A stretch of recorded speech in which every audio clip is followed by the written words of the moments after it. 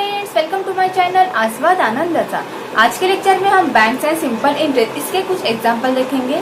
Example first, Neha took a loan of 50,000 rupees at 12% per annum to buy a two-wheeler.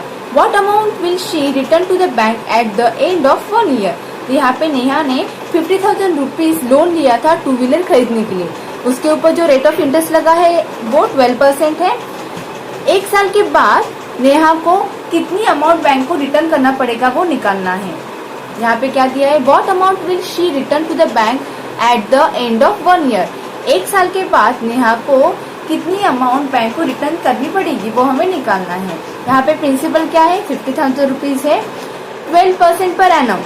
ये जो rate of interest है 100 rupees पे लगता है एक साल के लिए, तो उसके इंटरेस्ट कितना मिलता है, 12 रुपीज मिलता है। रेट ऑफ इंटरेस्ट यहाँ पे क्या है, 12 है। 100 रुपीज का अगर हम लोग 12% निकालेंगे एक साल के लिए तो वो कितना आता है, इंटरेस्ट 12 रुपीज आता है। तो वैसे ही 50,000 रुपीज के ऊपर जो इंटरेस्ट मिलेगा वो x रुपीज रहेगा। हम लोग इंटरेस्ट टू प्रिंसिपल इसका रेशियो निकालते हैं। तो यहाँ पे 50,000 रुपीज है, इसके ऊपर जो इंटरेस्ट मिलने वाला था वो कितना था, x था। तो यहाँ पे इसलिए हम लोगों ने लिखा x divide by principal. Principal कितना था, 50,000, तो यहाँ पे लिख दिया 50,000 इज इक्वल टू, यहाँ पे 100 रुपीज के ऊपर कितना इंटरेस्ट मिला था, 12 रुपीज, तो यहाँ पे 12 लिखा डिवाइड बाय जो प्रिंसिपल यहाँ पे कितना था 100, तो यहाँ पे लिख देंगे। तो 50,000 के ऊपर जो इंटरेस्ट मिलने वाला था वो कितना है, x रुपीज, इसलिए हम लोगों ने लिखा यहाँ पे x divide by 50,000 rupees is equal to, यहाँ पे कितना इंटरेस्ट मिला था 12 रुपीज, तो इसलिए इसके लिए यहाँ पे लिखा 12 डिवाइड बाय 100। अभी क्या करेंगे, दोनों साइड पे 50,000 से मल्टीप्लाई करेंगे। तो यहाँ पे x divide by 50,000 multiply 50,000 is equal to 12 divide by 100 multiply 50,000।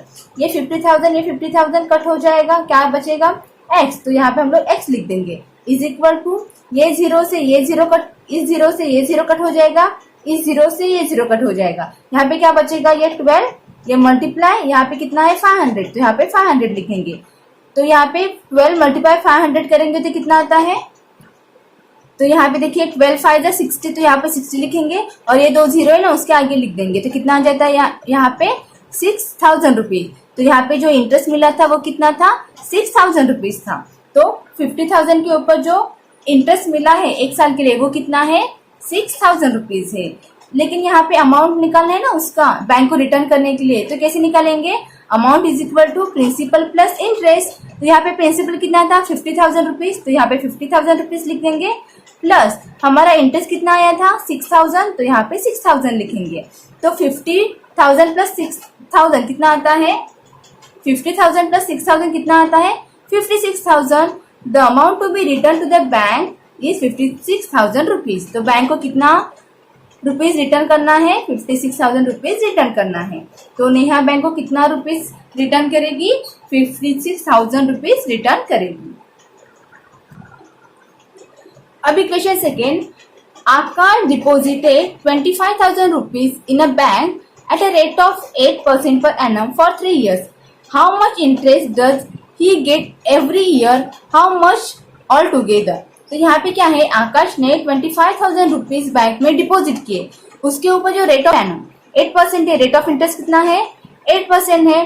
कितने साल के लिए है, 3 इयर्स के लिए, 3 साल के लिए। तो यहाँ पे क्या पूछा है, how much interest does he get every year.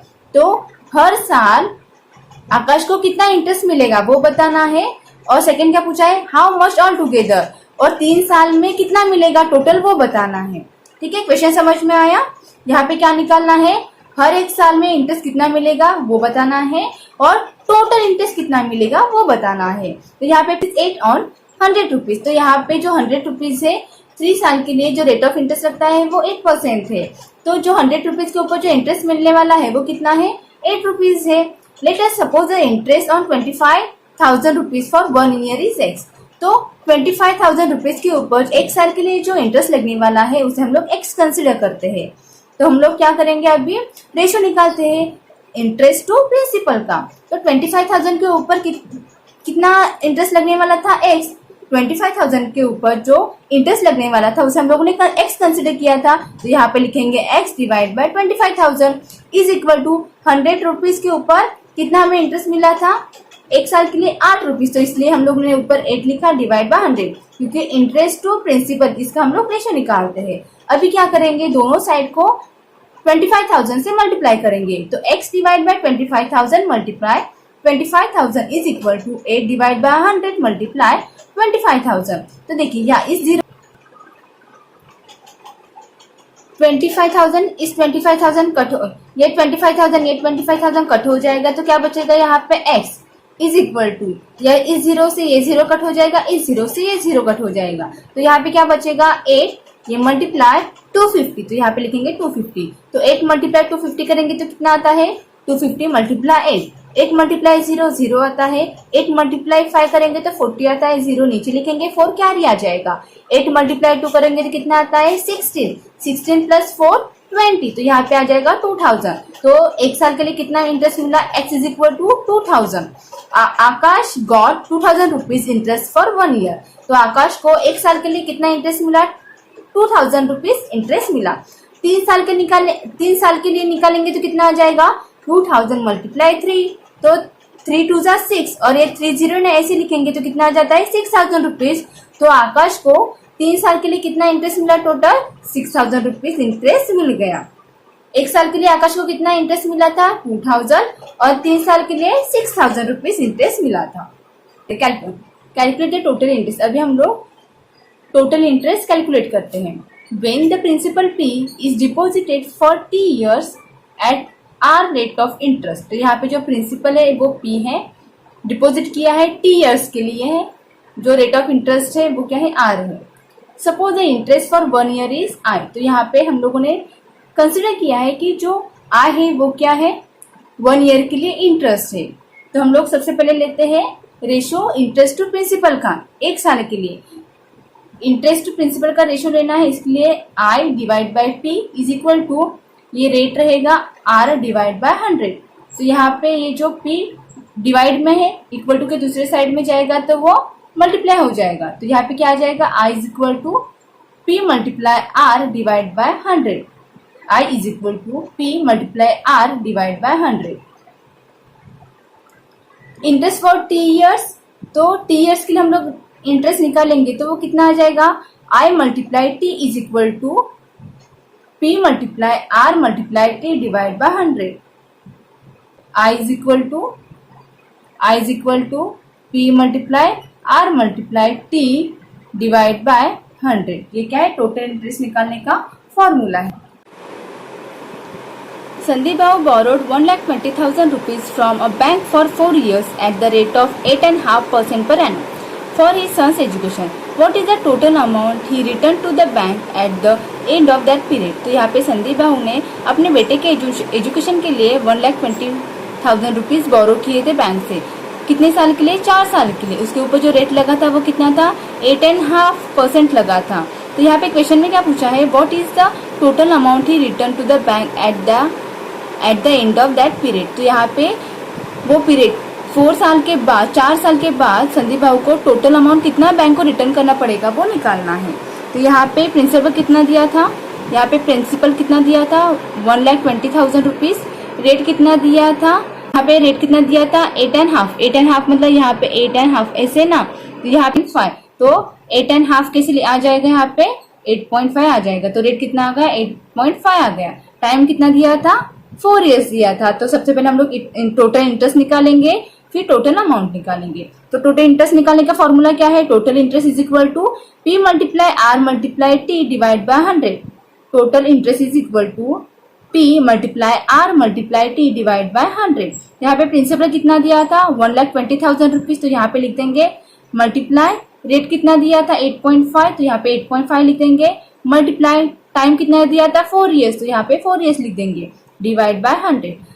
तो यहाँ पे 1,20,000 रुपीज लिख देंगे, मल्टीप्लाई, यहाँ पे पॉइंट है ना वो पॉइंट निकालेंगे। अभी पॉइंट के बाद कितने नंबर है वो देखिए, यहाँ पे 1 नंबर है, तो हम लोग क्या करेंगे यहाँ पे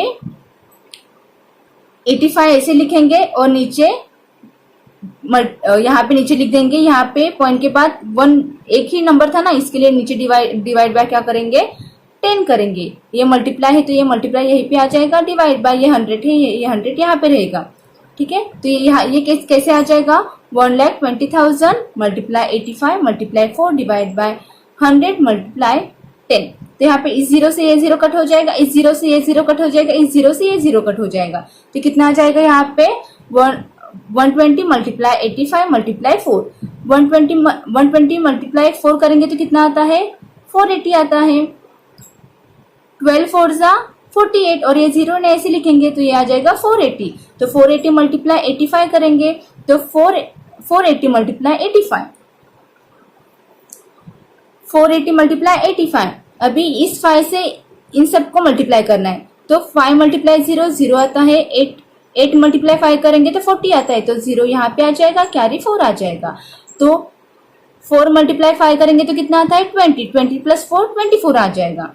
जीरो के नीचे जीरो लिखना है। अभी इस 8 से इन सबको मल्टीप्लाई करना है। 8 मल्टीप्लाई 0 0 आता है, 8 मल्टीप्लाई 8 करेंगे तो 64 आता है, तो 4 नीचे लिखेंगे, 6 कैरी आ जाएगा। 8 मल्टीप्लाई 4 करेंगे तो कितना आता है 32 प्लस 6 करेंगे तो 38 आता है। यहाँ पे हम इन दोनों की क्या करेंगे एडिशन करेंगे तो 0 प्लस 0 0 आता है, 0 प्लस 0 0 आता है, 4 प्लस 4 8 आता है, 8 प्लस 2 10 आता है, तो यहाँ पे 0 लिख देंगे, कैरी 1 आ जाएगा। 3 प्लस 1 4 आ जाएगा। तो यहाँ पे कितना इंटरेस्ट आता है 40,800 रुपीज इसका इंटरेस्ट आएगा, टोटल इंटरेस्ट।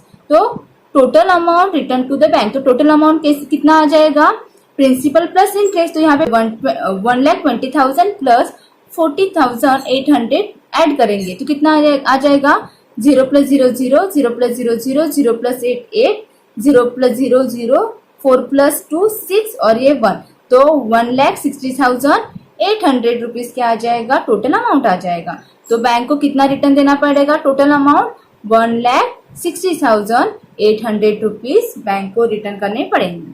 अगर ये आपको लेक्चर पसंद आए तो लाइक करें, शेयर करें और सब्सक्राइब करें। Thank you for watching.